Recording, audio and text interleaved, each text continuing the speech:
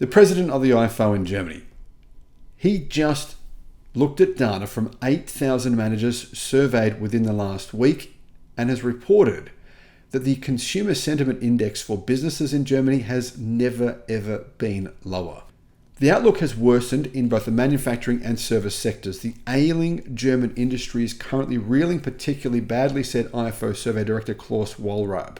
Its crisis has worsened. Whether it's car manufacturers, electrical engineering, or the metal industry, the misery is spreading across all sectors. The weakness in industry is affecting downstream sectors such as wholesale and logistics. But the blowback is about to get far worse.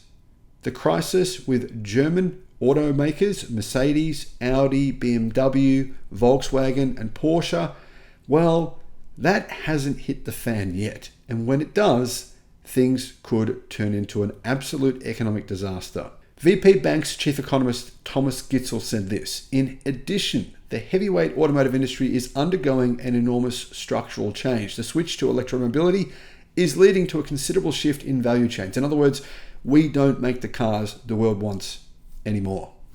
The trend in the IFO business climate, in other words, surveys of business leaders all across Germany, say it's still pointing downwards, even though it has already fallen to record low levels, said Georg Kramer, chief economist at Commerzbank. The German economy, therefore, is teetering on the edge of recession. In fact, recession in 2025 appears inevitable. If you read the German news, you'd be surprised because, guys, what you're hearing about in America, what you're hearing about in probably the rest of Europe, in Australia, maybe even in China, it's not telling you what's happening in Germany. I mean, I'm shocked because almost every 10 minutes, there's a new news media report coming out of Germany, coming from economists saying Germany is cooked. They're paralysed economically. They're losing more than 10,000 manufacturing jobs every single month. That doesn't include what's going on in the manufacturing sector in the automotive industry, where apparently Porsche say they need to fire 10,000. Economists say the Mercedes-Benz Group are likely to fire 16,000. The Volkswagen Group are going to close down 3 factories. I mean, this stuff is insane, and we're not even hearing about it. I feel like outside of Germany, I might be the only person on YouTube even talking about it. Hello, my friends. Welcome to the channel. I'm Sam Evans. Great to have you with us. You're watching the Electric Viking. Thank you for becoming a member of the channel. We've hit, I think, 410 members. I'm trying to get to 500 members. If you'd like to become a member, that'd be amazing. I'll put a link in the description to our members page. So yet another day, another report about Germany's economy shrinking. A rising number of company bankruptcies. Bankruptcies in Germany are at their highest in many, many, many years. I think the most recent high was like 10 years ago, around the period of time when we had that financial crisis. Company bankruptcies show no signs of economic recovery because here's the thing. 4 out of 10 businesses in Germany say that they're going to fire staff, not just this year, but next year. Look, here we go. Spiegel, 4 out of 10 companies plan to cut jobs. A gloomy economic outlook is forcing enormous pressure on German companies. Another day, another report. This was, in fact, a few hours later from a different media publication. German industry wants to cut thousands of jobs and abolish job guarantees. Now, here's one of the challenges for German industry. They have a lot of job guarantees. Mercedes-Benz and the Volkswagen Group signed contracts with unions saying they won't fire anyone until 2029. So what are they going to do about this? Well, that's why the Volkswagen Group is saying you have to take a salary cut of 10%. We can't fire any of you. You've got to take a salary cut because our factories are running at below 60% capacity. They're making a loss. Both statistics and calculations by economists indicate that the German economy is in a bad shape. The German Institute for Economic Research, DIW, sees no signs of economic recovery. The economic barometer, calculated by the DIW, rose 2.7 points in December, but at 86.4 points, it is at crisis levels. In the fourth quarter, gross domestic product is going to fall because domestic demand is weak and exports are not providing any boost. Germany is paralysed economically and politically, said DIW economic expert Guido Baldi. It remains to be hoped that Germany will be able to resolve its economic and political blockages, but that doesn't appear very likely, let's be honest. Spiegel says the mood among companies is bad, really bad. Data from the Federal Statistical Office now shows that the crisis has reached them. rising costs, and a lack of orders are forcing more and more companies in Germany to close down. In November, the number of insolvencies filed rose by 13% compared to the same month of the previous year. The authority announced that means that the growth rate has been in the double-digit range since 2023. Bankruptcy rates are in the double-digit range for the last 18 months, with the exception of only 1 month, where June of 2024, bankruptcies are only increased by 6.3% versus the June of last year. But every other month, bankruptcies were skyrocketing.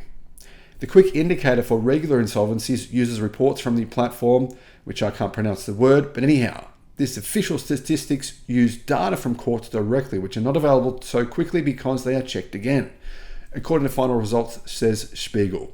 The local courts reported 16,222 corporate insolvencies filed in the first 3 quarters of the year. That's corporate insolvencies, not just personal ones, corporate. That was 22.2% more than in the same period last year, right after essentially companies were dealing with the crisis of the coronavirus.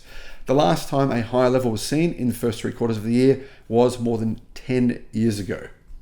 The economic crisis continues to leave deep scars, said Mark Evers, SME expert at the German Chamber of Industry and Commerce.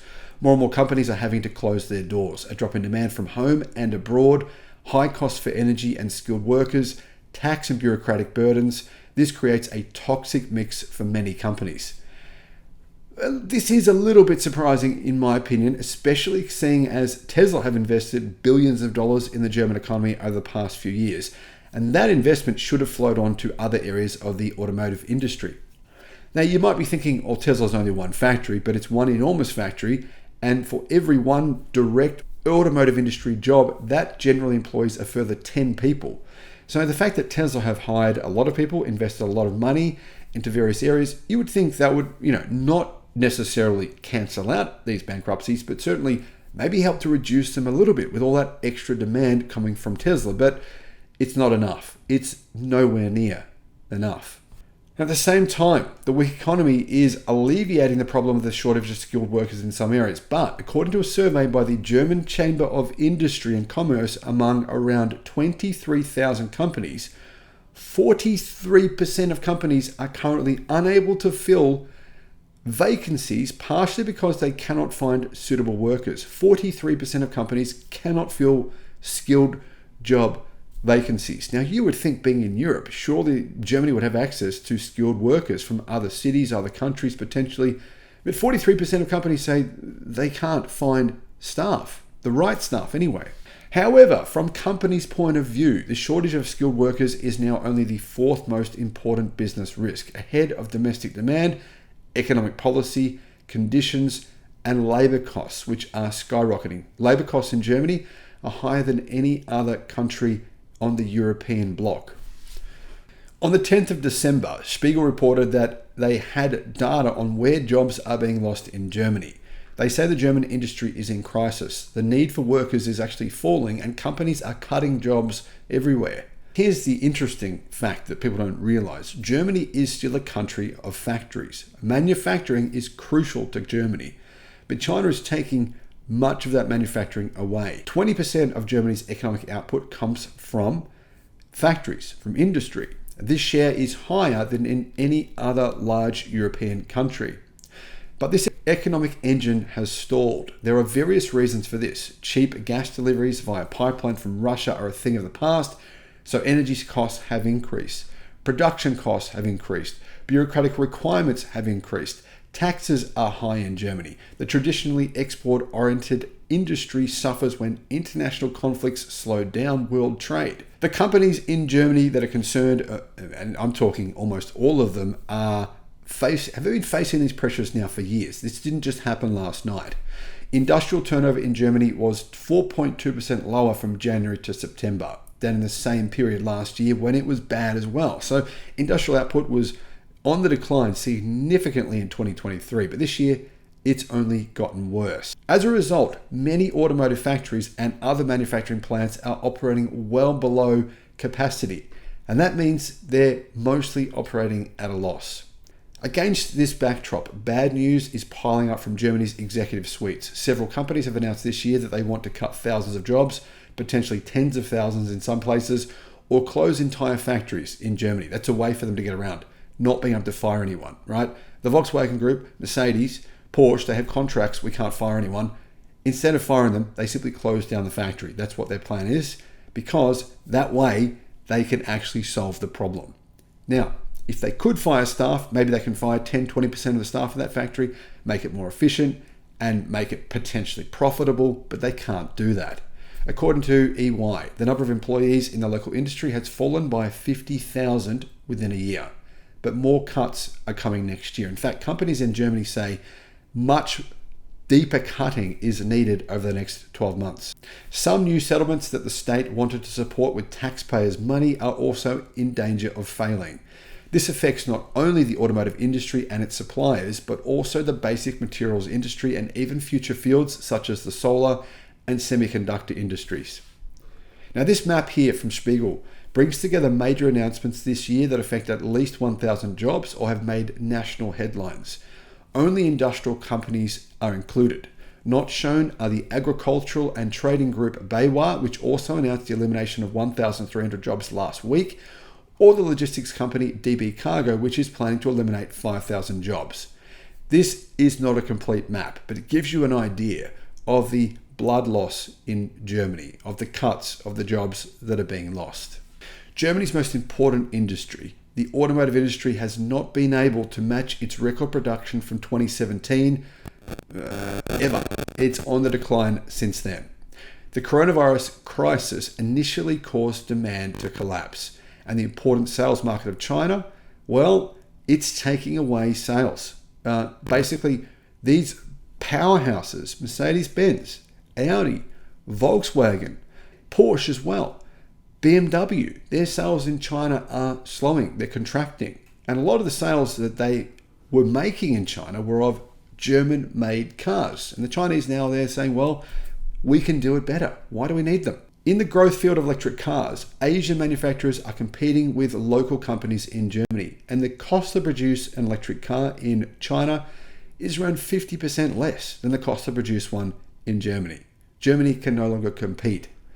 The industry's production capacities are accordingly poorly utilized as well, with many factories in Germany running at such low capacity that they're making enormous losses. Have a look at Porsche sales over the last 3 months. One of the big drivers of economic growth in China has been Porsche's resurgence, selling SUVs, the Macan and the Cayenne. Well, that's over. I mean, Porsche sales fell by 42%. The Volkswagen Group profits are down by 40%. We're talking huge numbers, and all of this is getting worse next year. It's unfortunately not about to change. If anything, the snowball is rolling down the hill and it's picking up steam. It's getting faster and faster, and at some point, it's going to hit something very, very hard.